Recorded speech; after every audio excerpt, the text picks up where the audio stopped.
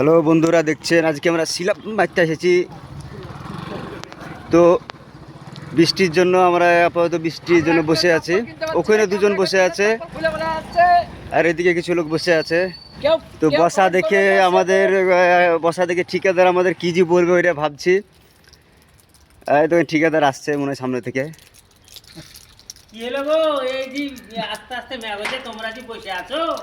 কাজ কি করবে না তোমরা? বৃষ্টিতে কি করে কাজ করবে গো?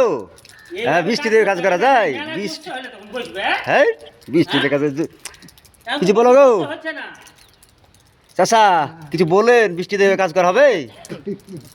হ্যাঁ, আস্তে আস্তে বৃষ্টিতে কাজ করতে হবে। এখনকার বর্ষার সময় তো এরকম বৃষ্টিতে না কাজ করলে হবে না। লোক তো আর ভিজা ভিজা কেউ কাজ করবে না।